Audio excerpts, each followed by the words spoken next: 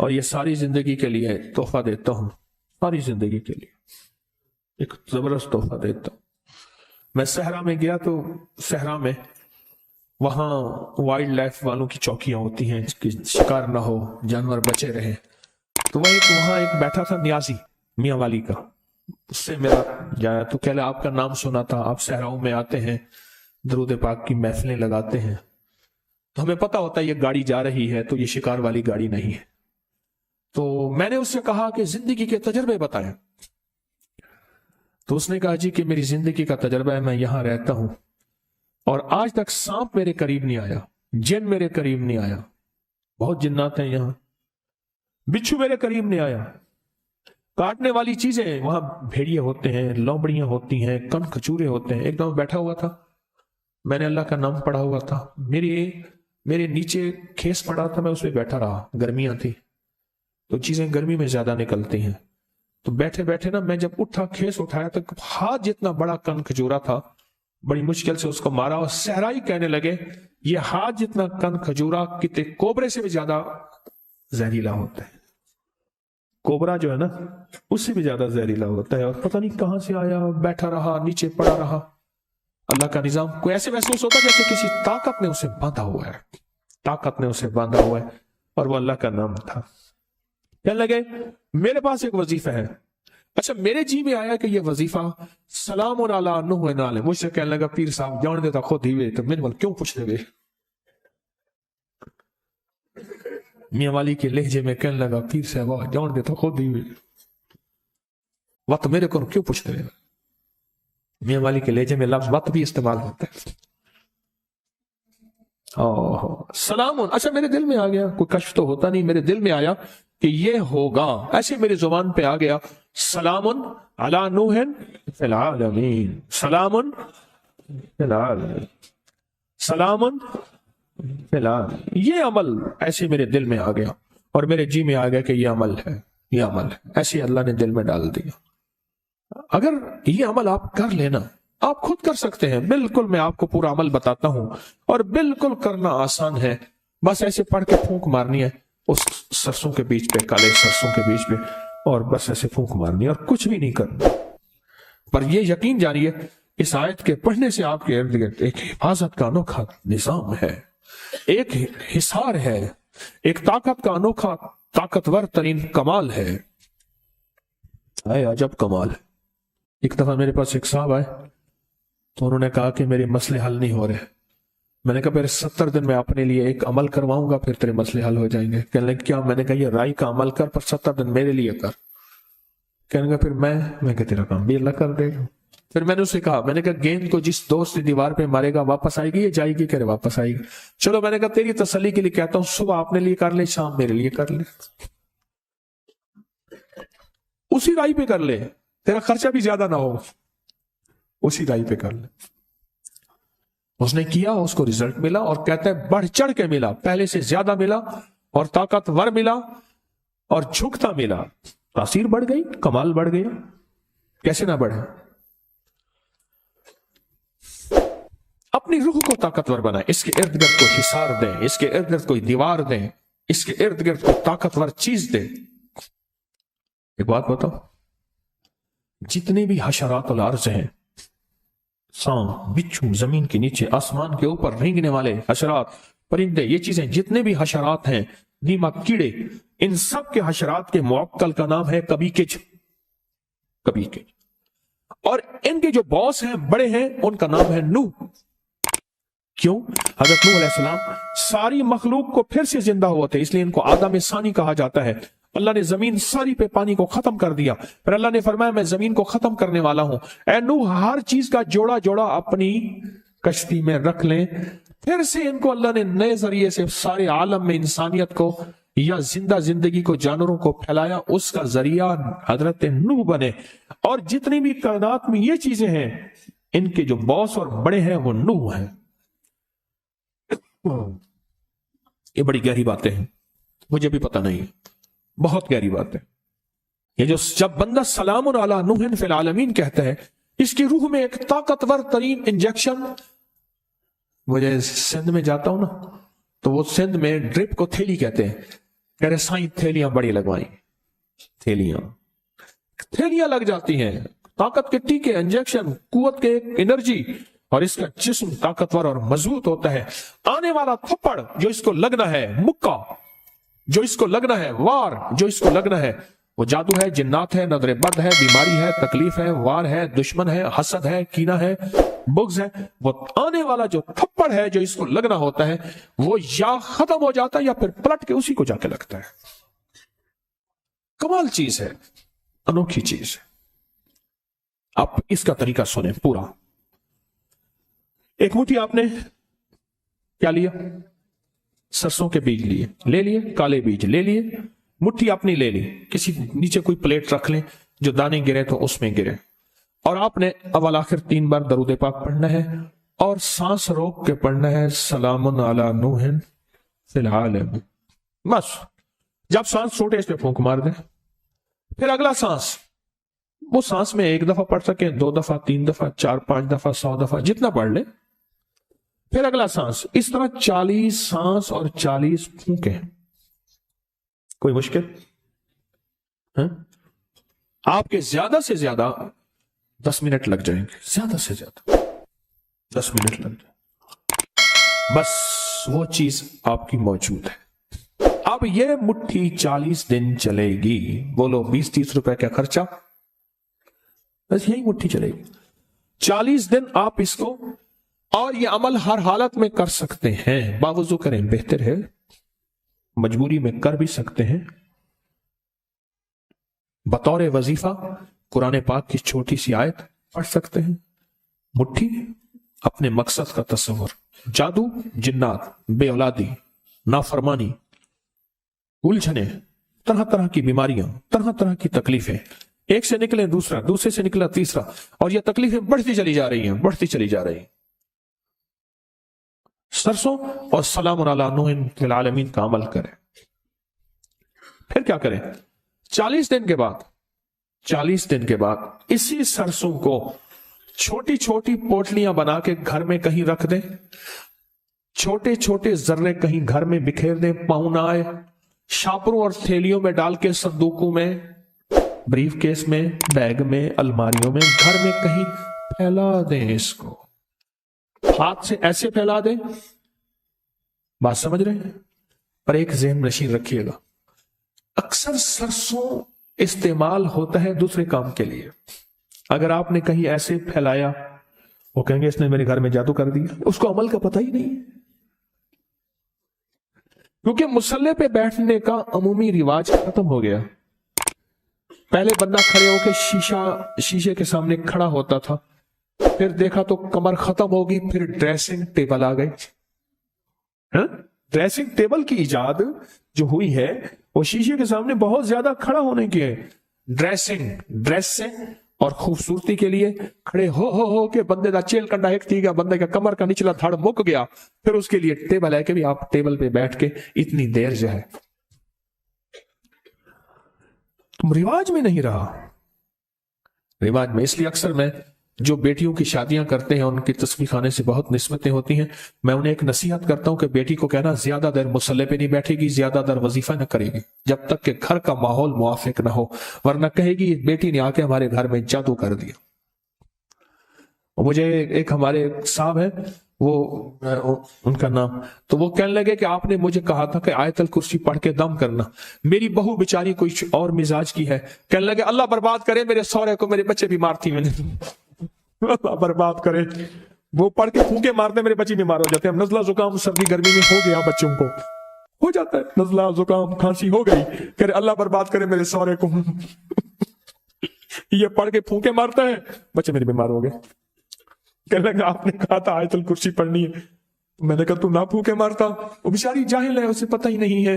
اور رواج میں اعمال کا اور مصلے کا رواج ہی ختم ہو گیا، اعمال اور مصلے کا رواج ہی ختم ہو گیا، وہ تو مزاجوں سے بات چلی گئی۔ 40 پھونکے، کتنی پھونکے؟ ہاں، اور ہر پھونک میں سلام علی نوح فی العالمین، اور اس تصور اور کیفیت کے ساتھ سلام علی نوح فی العالمین کہ سارے میرے مسائل، مشکلیں، الجھنیں، ناکامیاں، پریشانیاں जादू, जिन्नात, बंदिशें, हासिदीन का हसद, दुश्मनों का शर, कीना परवरों का कीना। और एक बात अजीब बताऊं, इसकी एक और तासीर है। जो नफ्स और शैतान के हमलों, नेट की दुनिया के हमलों, नेट की दुनिया की हिलाजत, खबासत, नजासत से निकलना चाहते हैं, उसके लिए पुरतासीर अमल है, बहुत जबरदस्त अमल है। इतना अमल है कि बंदे को वली बना देते हैं।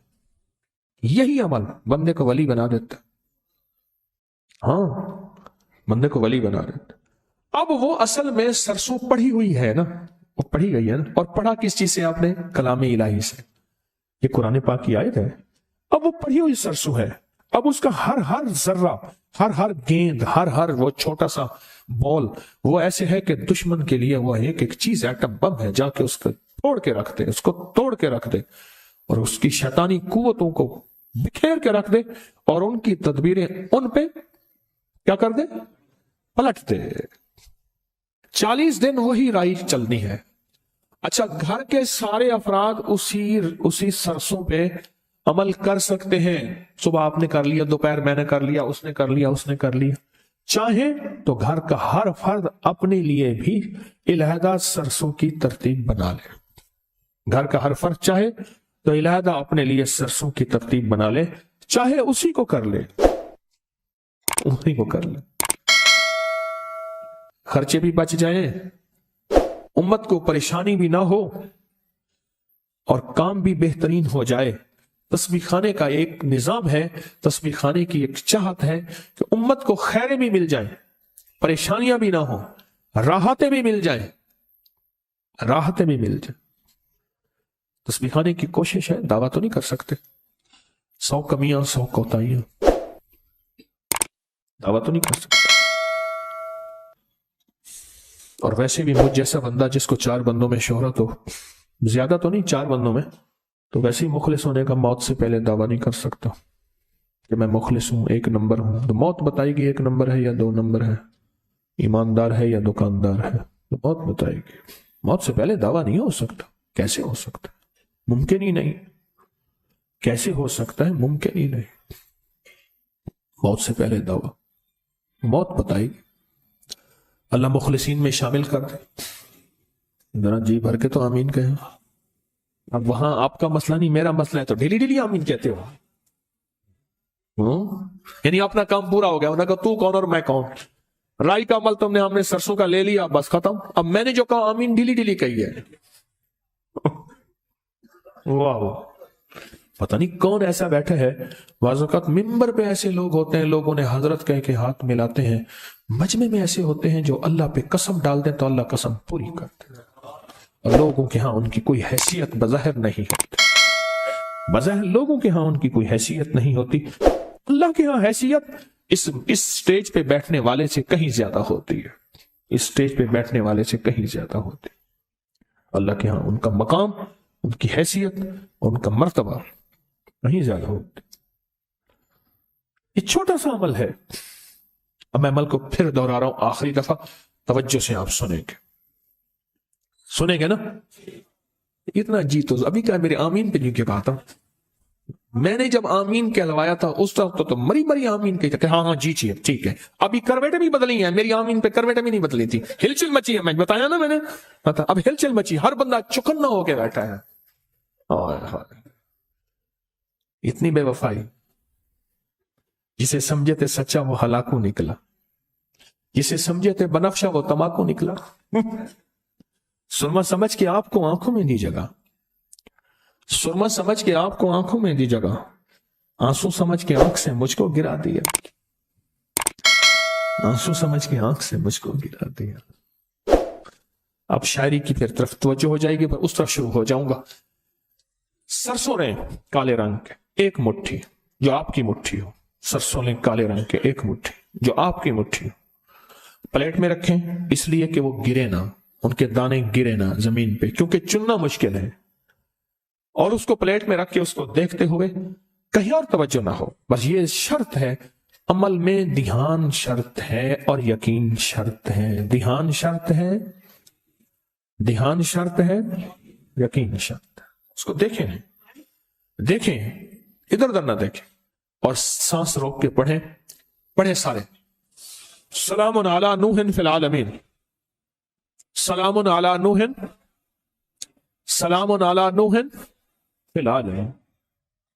بس پھونک مار دیں، پھر سانس، پھر پھونک مار دیں. 40.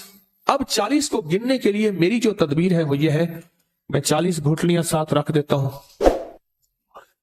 ہاتھ تو آپ کا دایاں مصروف ہوگا، دایاں ہاتھ تو مصروف ہوگا. کاؤنٹر ساتھ رکھ لیں، کاؤنٹر کو دبا دیں، 40 گھٹلیاں رکھ دیں، کوئی اس طرح کی چیز. کیا خیال ہے؟ ایسے 40 بادام ساتھ رکھ لیں، اٹھا کے ایک طرف رکھ دی. کوئی گننے کی تدبیر ہو ایسی جس میں آپ مصروف نہ ہو، تاکہ گننے میں بھی توجہ آپ کی ادھر ادھر نہ ہو. یہ شرط ہے، گننے میں بھی آپ کی توجہ ادھر ادھر نہ ہو، یہ شرط. تو اس کے بعد عمل چھوڑ دیں، پھر اگلے دن، پھر اگلے دن، پھر اگلے دن یہ عمل کریں، اور 40 دن یہ عمل کریں. اور 40 دن کے بعد اس رائی کو جسم گھر کے مختلف حصوں میں پھیلا دیں. ایسی جگہ ڈال دیں جہاں پاؤں نہیں پڑتے، شاپر میں ڈال کے، تھیلی میں بند کر کے، کسی چیز میں بند کر کے آپ اس کو پھیلا دیں. عمل پورا ہو گیا. اچھا، آپ اس عمل کو پھر کرنا چاہیں، پھر اگلی 40 دن کر لیں، پھر اگلے 40 دن کر لیں. آپ کہتے ہیں میں پوری زندگی اس عمل کو کرنا چاہوں گا. صد مبارک، آپ پوری زندگی عمل کریں. آپ کے پاس رائی زیادہ ہو گئی ہے، کسی کو ہدیاتاً دے دیں، اپنے گھر میں پھیلا لیں. برکتیں آئیں گی، بہاریں آئیں گی، رحمتیں آئیں گی، بلائیں ٹل جائیں گی، مصیبتیں ٹل جائیں گی، آفات ختم ہو جائیں گی، بلائیں ختم ہو جائیں گی، نامرادیاں ختم ہوگی، مرادیں برآئیں گی انشاءاللہ. انشاءاللہ. کفا باللہ ولی وکفا باللہ نصیرا. میرے پاس ایک صاحب آئے، مجھ سے کہنے لگے کہ میں ایک عمل کا عامل ہوں، لوگوں کو الرجی ہو جاتی ہے، پھوڑے پھنسیاں ہو جاتے ہیں، میں دم کرتا ہوں وہ ٹھیک ہو جاتا ہے. کسی کو سانپ کاٹ جائے میں دم کرتا ہوں ٹھیک ہو جاتا ہے. بچھو، بھیڑ، کوئی زہریلی چیز کاٹ جائے میں دم کرتا ہوں لوگ ٹھیک ہو جاتے ہیں. میں دم کرتا ہوں لوگ ٹھیک ہو جاتے ہیں. کہا کہ میرے پاس ایک خاص عمل ہے اور میں یہ کرتا ہوں لوگ ٹھیک ہو جاتے ہیں. اور کہا میرے پاس یہ عمل ایک چیز کا آزمودہ ہے، میرے پاس کوئی جادو کا ڈسا ہوا ایسا بندہ ہے جس کو چیلنج سے کہہ دیا ہو کہ تجھ پہ جادو ہے. تو دوسرے لفظوں میں، یہ لفظ میں خود کہہ رہا ہوں کہ تیرے اوپر خنزیر کا جادو ہے، کتے کا جادو ہے، کھوپڑی کا جادو ہے، بندر کی کھوپڑی کا جادو ہے. میرے پاس ایک صاحب آئے، کہا میں نے بندر قیمتاً لیا، اس کو بے ہوش کیا، اس کی کھوپڑی کاٹی، سر کاٹا، پھر اس سر کو میں نے مٹی میں دبایا، مٹی میں دبانے کے بعد اس کی کھوپڑی میں بندے کے پاس لے کر گیا اور اس نے کہا کہ کھوپڑی لیا، ساتھ فلاں فلاں چیز لیا، میں اس پہ جادو کر کے تجھے دوں گا. میں نے کسی کے خلاف کروایا تھا. مجھے بندہ کہنے لگا کہ کوئی جادو کالے سے کالا، خطرناک سے خطرناک بندش ہو، میں اس عمل کو کر کے دیتا ہوں لوگ ٹھیک ہو جاتے ہیں. کہا بندھے ہوئے، زنجیروں میں الجھے ہوئے، بندشوں کے مارے ہوئے ٹھیک کرتا ہوں. کہا کہ میں چاہتا ہوں وہ ورد میں آپ کو دے دوں، آپ لوگوں سے نہیں چھپاتے. تو میں کہتا ہوں میں بھی آپ سے نہ چھپاؤں. میں کہ تیری مہربانی ہے، دے دے.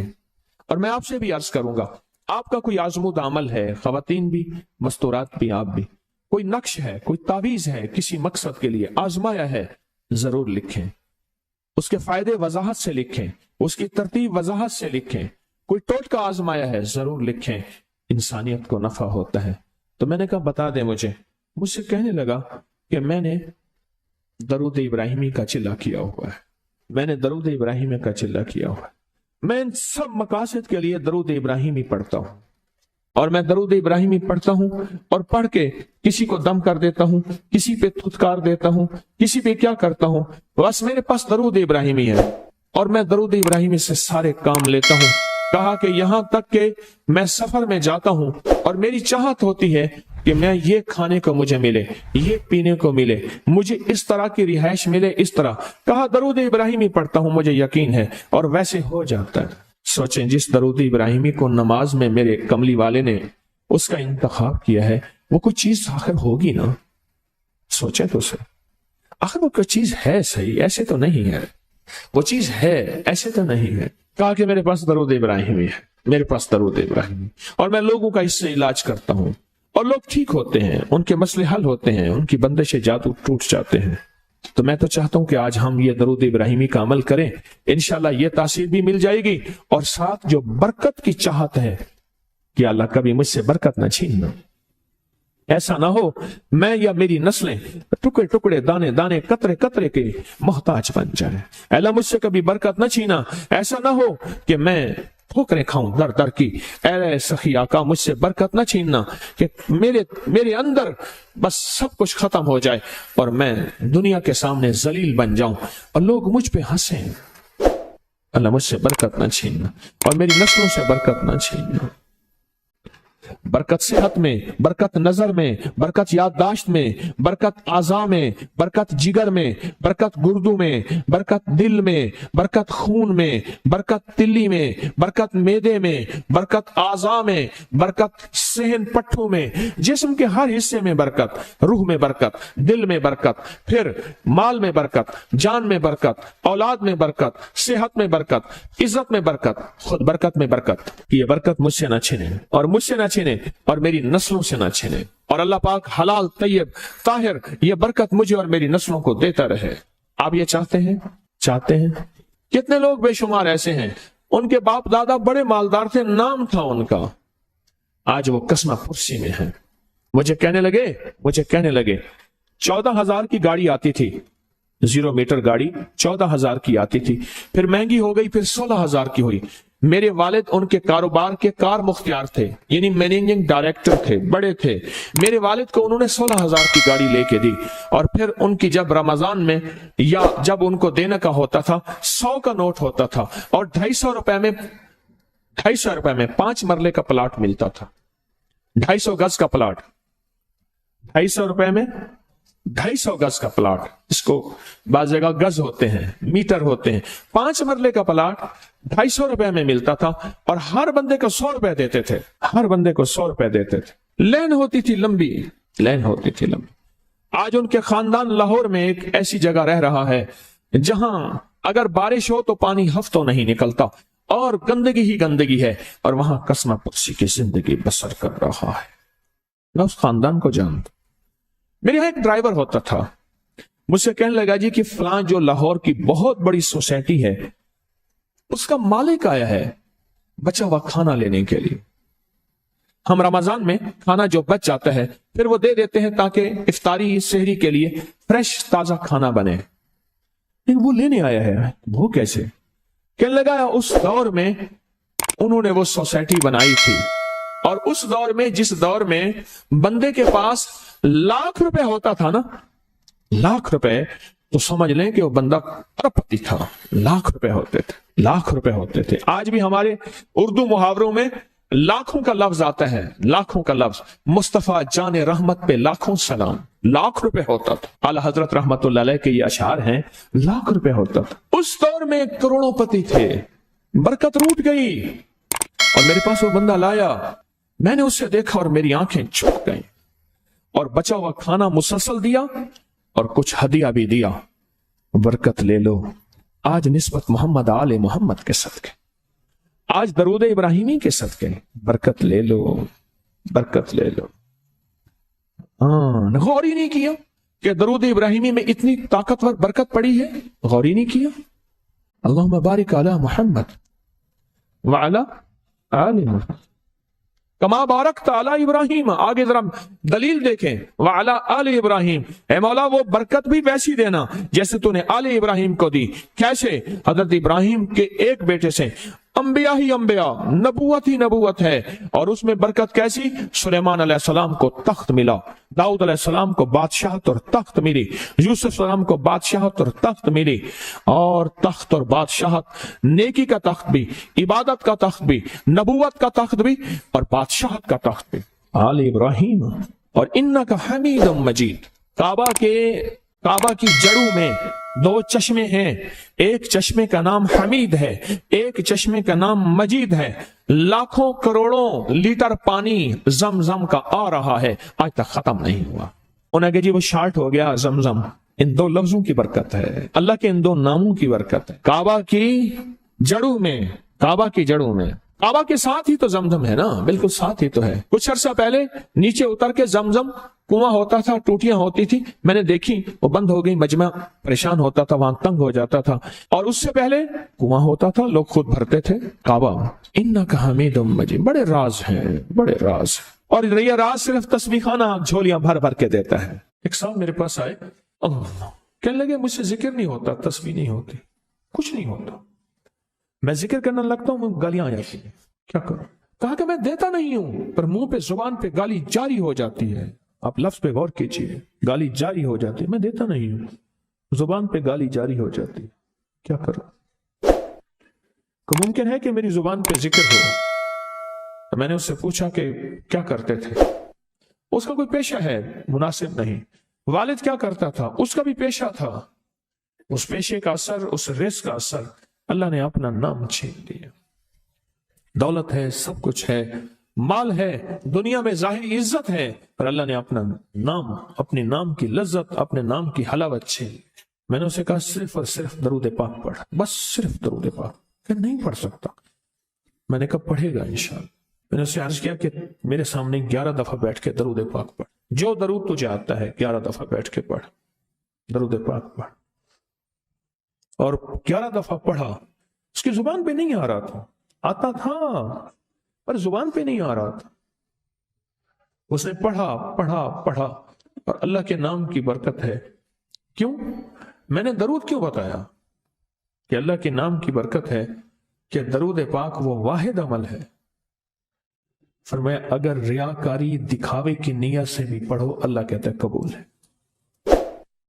دکھاوا، ریاکاری، لوگ مجھے نیک کہیں، لوگ واہ واہ کہیں، اللہ کے لیے نہیں کر رہا، حالانکہ یہ عبادت کبھی بھی اس کی بارگاہ میں قبول نہیں ہے، کبھی بھی قبول نہیں ہے جو اللہ کے لیے نہ کی جائے۔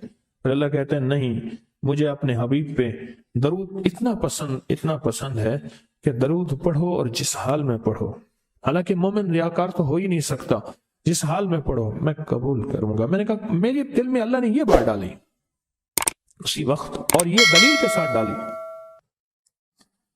میں نے اس کو درود بتایا، اور اللہ کا نظام دیکھیں، اس کی شان کریمی دیکھیں۔ پھر جو اس کی زبان پہ درود جاری ہوا، مجھ سے کہنے لگا کہ میں ہفتے میں 1.25 لاکھ کر لیتا ہوں، ہفتے میں 1.25 لاکھ کر لیتا ہوں۔ ایک دو اس نے مجھے عجیب خواب سنایا، کچھ خواب ایسے ہیں جو یاد رہتے ہیں۔